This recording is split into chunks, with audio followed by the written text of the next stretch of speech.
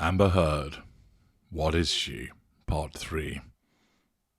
Hello, I'm H.G. Tudor, and we consider our examination of the evidence to make a determination as to what Amber Heard actually is.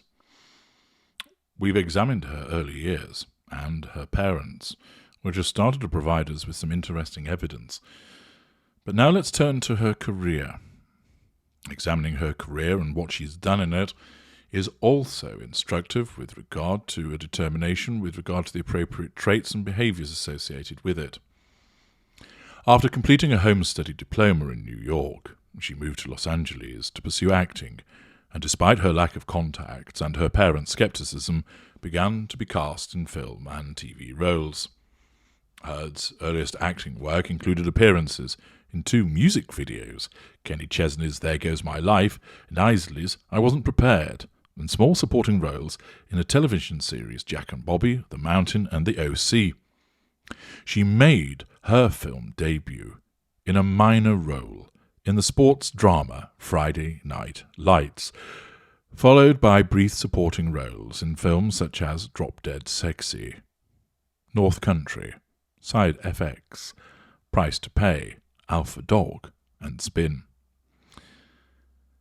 Those were all essentially in the early to mid-2000s and demonstrate that she was relatively hard-working. Demonstrates a degree of ambition. It shows a degree of accountability with regard to turning up, doing the filming. Of course, that might be because it enables her to assert control. She draws fuel from being in those films. It might be, of course, that she gains character traits and the residual benefits. It helps with the facade. It establishes contacts. And, of course, it enables her to earn money.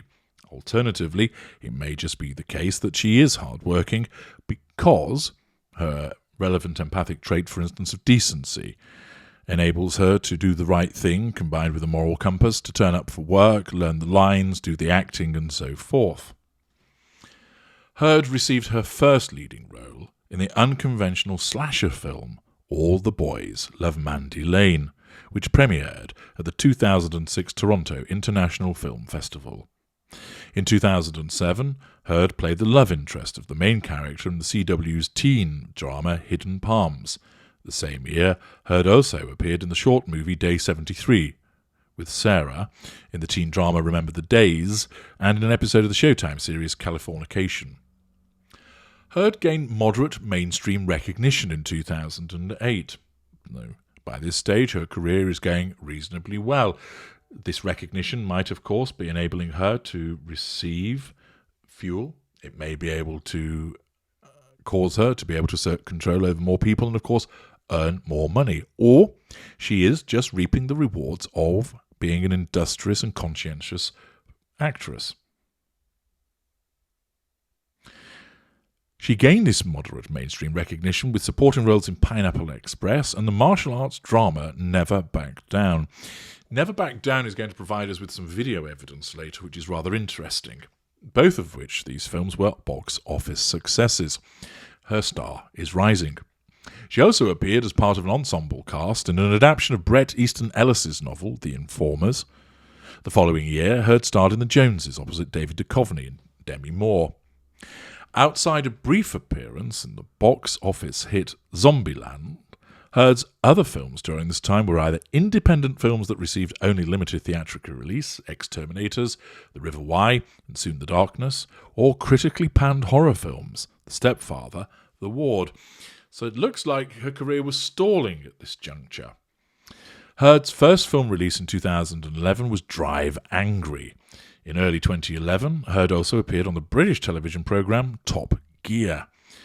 Heard next starred in NBC's The Playboy Club, a crime drama series about the original Playboy Club in 1960s Chicago.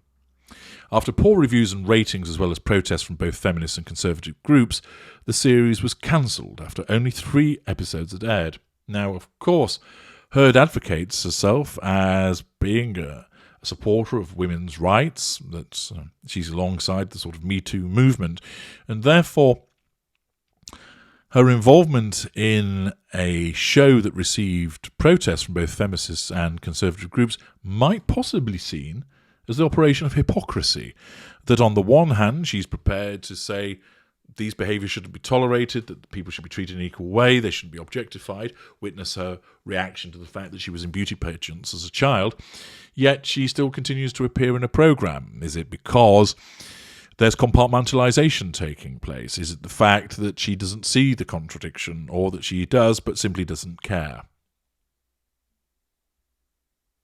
Heard's third role of 2011 was as the love interest of the main character played by Johnny Depp in the Hunter S. Thompson adaptation The Rum Diary.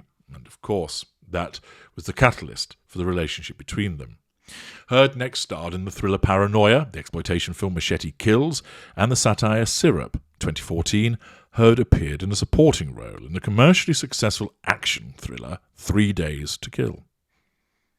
In 2015, Heard had a prominent supporting role in the comedy drama Magic Mike XXL. Heard also had a small supporting role in Tom Hooper's period drama The Danish Girl, and a starring role opposite James Franco and Ed Harris in the independent crime thriller The Adderall Diaries. Her fourth role in 2015 was opposite Christopher Walken in the television film One More Time. In addition to her other roles in 2015, Heard played the female lead in London Fields, an adaptation of Martin Amos's novel about a clairvoyant who knows she'll be murdered. In those circumstances, we will be revisiting London Fields with regard to understanding more of her behaviour in relation to certain allegations about what she did as a consequence of her appearance in that film. After its press premiere at the 2015 Toronto International Film Festival, Heard's performance received highly negative reviews, and she later stated that it was one of the most difficult movies to film, and it has proven to continue to be difficult. I can't say I did her, the character, justice. Shortly after the initial screening, the film was pulled from release due to disagreements between its directors and producers, and due to litigation was not released until 2018. Heard was nominated for the Golden Raspberry Award for Worst Actress for the film. In 2017, Heard appeared as part of an ensemble cast in Lake Bell's indie comedy I Do Until I Don't, and during the DC Extended Universe, cast as Mera, Aquaman's Atlantean Queen, the superhero film Justice League. She reprised the role the following year in Aquaman, and marked Heard's first major role in a studio film.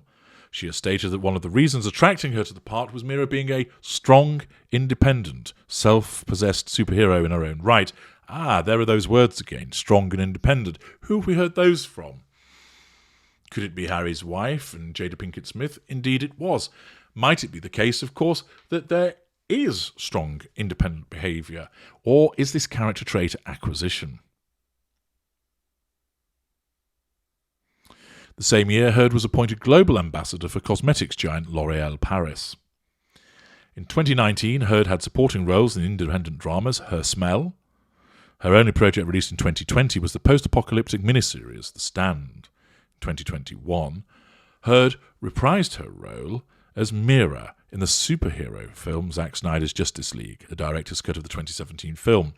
She will next appear in Aquaman and the Lost Kingdom, the sequel to Aquaman, which is set for release in 2023. In February 2022, it was announced that Heard has also been cast in Connor Allen's forthcoming period drama In the Fire. So, a mixed bag when it comes to her career. It certainly made her reasonably wealthy, leaving aside the money that she has received from Johnny Depp, that she's earned these amounts in her own right, and therefore that could be seen as a residual benefit, or alternatively it is simply the remuneration for her hard work. She is not seen as the most accomplished of actresses, but she seems to have that sort of steady journeywoman approach whereby she's regularly in work, and being involved in the Aquaman movies is certainly fairly prominent also. And despite there being concerns that she might have been booted from the franchise as a consequence of the ongoing problems between her and Johnny Depp, that does not yet appear to have manifested. So she's carved out a successful career, not most successful, but certainly far from a terrible one. It's not that she's appearing in straight-to-video productions, is it, or TV miniseries. Consequently, that demonstrates that there is a degree of talent that's there, but there have been some misses alongside the hits. We'll also, of course, be learning more about the way that she works with people and what people think about her presence on the set. And therefore it's important to have this established timeline, the various films and productions that she's been involved in, to understand more about that. In part 4, we're going to be learning more about her personal life, particularly with regard to sexuality, and what that tells us about Amber Heard. Join me there.